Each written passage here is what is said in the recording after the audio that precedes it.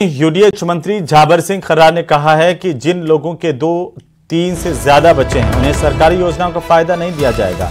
इसके लिए सरकार काम कर रही है और जल्दी इसे लेकर के कानून लेकर के आएगी सरकार।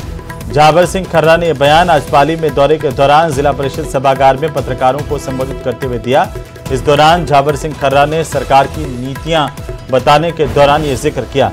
पाली से इस वक्त की सबसे बड़ी खबर, मंत्री झाबर सिंह खर्रा का बड़ा बयान। जनसंख्या नियंत्रण कानून को लेकर के झाबर सिंह खर्रा बोले, कहा जनसंख्या बढ़ेगी तो संसाधन घटेंगे। 2-3 से ज्यादा बच्चों वालों को सरकारी सुविधा नहीं मिलेगी। सरकार इसे लेकर के जल्द कानून लेकर के आएगी। भारत सरकार जल्द कानून लाएगी, ये कहना है झाबर सिंह खर्रा का। पाली के प्रभारी मंत्री झाबर सिंह खर्रा आज पाली के दौरे पर नजर आए, जहां पर जनसंख्या कानून को लेकर के झाबर सिंह खर्रा ने बड़ा बयान दिया। कहा जनसंख्या बढ़ेगी तो संसाधन घटेंगे। भारत सरकार के स्तर पर यह विचार आया कि 2-3 से ज्यादा बच्चे वालों को सरकारी सुविधा नहीं दी जाएगी। इस पर भारत सरकार जल्द कानून लेकर के आएगी, ये जानकारी दी गई। आज विशेष की बात नहीं है, ये कटु सत्य है कि जब जनसंख्या बढ़ेगी संसाधन घटेंगे तो समस्याएं उत्पन्न होंगी। और इसलिए अब भारत सरकार के स्तर पे भी ये प्रयास चल रहा है, ये विचार आया है कि अब 2 या 3 से ज्यादा जिन दंपतियों के, जिन परिवारों में संतान होंगी, उन्हें किसी भी प्रकार से सरकारी सुविधाओं का लाभ नहीं मिले।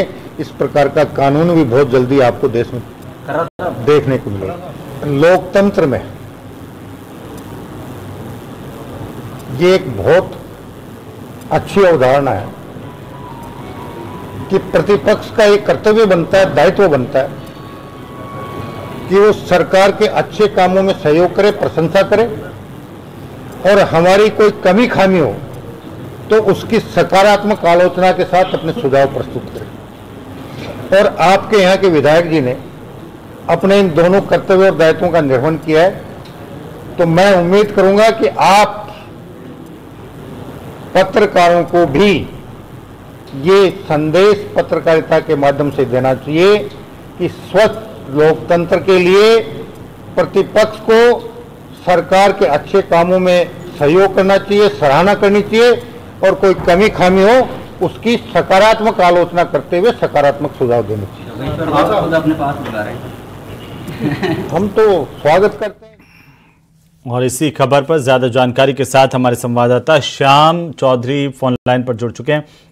श्याम, क्या मायने निकाले जाएं आज झाबर सिंह खर्रा के बयान को लेकर के, जिसमें जनसंख्या नियंत्रण पर उन्होंने बड़ा बयान दिया है? जी बिल्कुल, झाबर सिंह खर्रा आज पाली दौरे पर रहे, जहां पर उन्होंने जिला अधिकारियों की बैठक लेने के बाद पत्रकारों से वार्ता के दौरान उन्होंने कहा कि जनसंख्या कानून को लेकर बोले कि जनसंख्या बढ़ेगी तो संसाधन घटेंगे, और इसको लेकर भारत सरकार अपने स्तर पर विचार कर रही है कि 2 या 3 से ज्यादा बच्चों वालों को किसी प्रकार की सरकारी सुविधा नहीं मिले। और इसके साथ ही भारत सरकार इसको लेकर जल्दी ही नया कानून भी लेकर आने वाली है।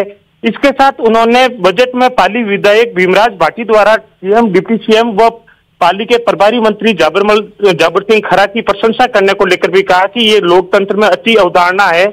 प्रतिपक्ष द्वारा अच्छे कामों की प्रशंसा व कमी में सकारात्मक आलोचना करनी चाहिए, और पाली के विधायक ने दोनों कर्तव्यों व दायित्वों का निर्वहन किया है।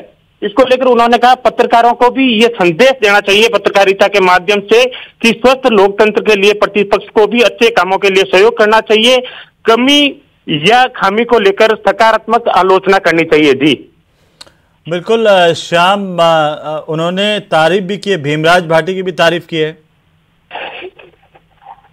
जी बिल्कुल, भीमराज भाटी ने जो बजट में पाली को जिस तरीके से मुख्यमंत्री और वित्त मंत्री ने सौगातें दी है, उसको लेकर उन्होंने मुख्यमंत्री व डिप्टी सीएम का सैल्यूट किया था विधानसभा में। उसी को लेकर उन्होंने कहा कि ये स्वस्थ लोकतंत्र की अच्छी पहल है और इसको सभी को अपनाना चाहिए। बिल्कुल श्याम, नजर बनाए रखिए, अपडेट लेते रहेंगे। फिलहाल बहुत शुक्रिया हमारे साथ जुड़ने के लिए, तमाम जानकारी के लिए। और अब बात कर लेते हैं राजधानी में मौसम की, जहां पर झमाझम बारिश हुई और पर्यटकों का सैलाब अब राजधानी में उमड़ रहा है। वीकेंड सेलिब्रेट करने के लिए टूरिस्ट बड़ी संख्या में अब राजधानी जयपुर का गुलाबी नगरी का रुख कर रहे हैं, क्योंकि मौसम सुहाना है और गर्मी में भी कमी आई है।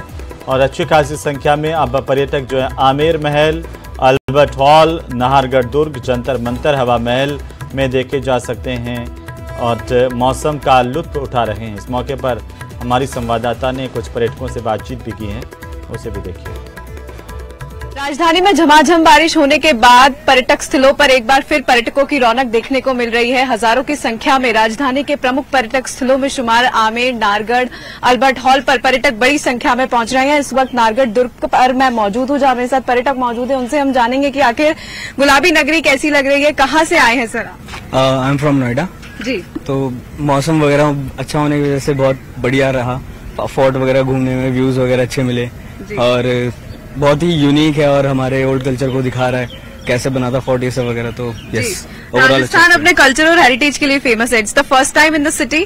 Yes, this is even my first time in Rajasthan, so I am very like there are various historical monument structures and there are various kings from this land. This land is given very like courageous kings, I'll say. अभी तक हम हवा महल जाके आए, Amer fort देखा, फिर यहाँ पे नाहरगढ़ पे अभी है और बहुत ही मतलब कल झमझम बारिश हुई। उसके बाद हम बेसिकली दिल्ली से है, तो दिल्ली में काफी ज्यादा उमस भरा माहौल है, तो इसलिए हम वीकेंड स्पेंड करने यहाँ पे स्पेशली आए हुए हैं और हॉस्पिटैलिटी और फूड वगैरह के लिए हम आते रहते हैं और नाइट लाइफ भी बहुत ही बढ़िया है, इसलिए हम क्या कहना चाहेंगे मैम? कैसे एक्सप्लोर किया आपने जयपुर सिटी को? कहाँ कहाँ आप घूमी है और क्या यहाँ पर आप मिस भी कर रही है जो आप बताना चाहेंगे कि ये भी होता तो और भी जयपुर ब्यूटीफुल लगता? नहीं, हम देखने जाए तो हम काफी जगह एक्सप्लोर किया है जयपुर में, जैसे कि नाहरगढ़ है, हवा महल है, जल महल है और फिर हमने काफी राजस्थानी फूड जो है वो भी एक्सप्लोर किया, सच एज दाल बाटी। और जयपुर का खाना इतना फेमस है और इतना टेस्टी है और डिलीशियस है। तो वहीं जोधपुर में सवेरे अज्ञात